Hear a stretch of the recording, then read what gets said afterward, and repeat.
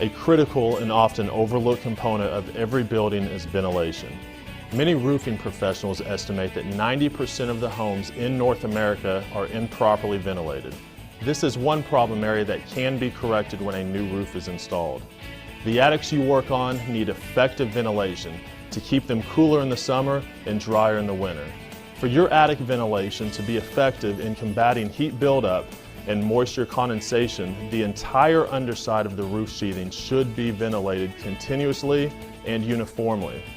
The best way to do this is to install intake vents and exhaust ridge vents and ensure that they are working together. Now, let's take a look to see how this is done. It is important to understand that a properly ventilated roof relies on a system of products such as Cobra ridge exhaust vents that work in conjunction with soffit vents or fascia vents. To meet the minimum government ventilation standards, follow the 1 in 300 rule. GAF has developed a chart shown in the Pro Field Guide, ventilation literature, and the GAF website that can show you how much ridge vent and soffit ventilation is needed. For ventilation of complex and uncommon attic spaces, contact Tech Services for assistance with your calculations. Cobra coiled ridge vent can either be hand-nailed or applied with a nail gun. You must have a 3 in 12 minimum roof slope and a maximum 20 in 12 roof slope. On structures without ridge boards, make a 1-inch cut along both sides of the ridge. On structures with ridge boards, make a 1 3/4 inch cut on each side of the ridge. Leave 6 inches of uncut sheathing at each gable end to protect ends from wind-driven rain. Be careful to set your saw depth to cut the sheathing only. Next, cover the entire ridge with Cobra ridge vent. Use roofing nails to tack the vent in place. Caulk any ends together if the ridge length is longer than a roll of Cobra. Finally, install ridge caps over the Cobra ridge vent. Use the Cobra Smart nails supplied in the package. Do not overdrive the nails. When using the nail gun version, attach the nail gun adapter to the end of the nail gun and use the 1 3/4 inch nails supplied in the roll. Be sure to disconnect the air supply line prior to attaching the adapter. Always be sure to install the capping to match the shingles that are being installed.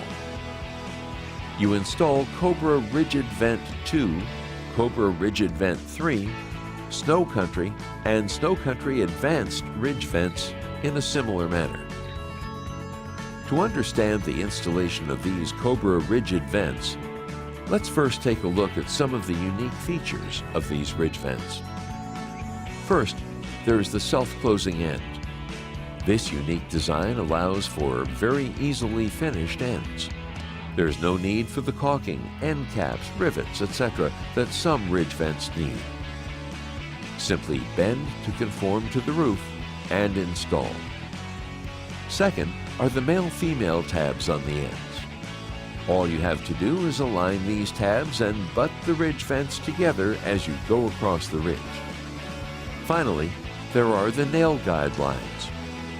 When capping the ridge vent, use these lines to properly place your nails, and then cap the ridge vent with appropriate capping. Make sure to trim the second to last ridge vent section to assure the self-closing end is installed properly at the end of the ridge. While we are on the topic of ridge vents, let's take a moment to discuss ridge caps. Nothing dresses up a roofing job more than a neat hip and ridge installation. It is the crowning touch of the roofing job. For the best protection, GAF offers TimberTex and Ridge Glass products that qualify for a lifetime limited warranty when installed with a lifetime warranted shingle like Timberline. It's the right choice for the customer, not only because of the warranty, but because they're designed to complement the color of GAF shingles. For more information on ridge cap and ridge vent products, visit gaf.com.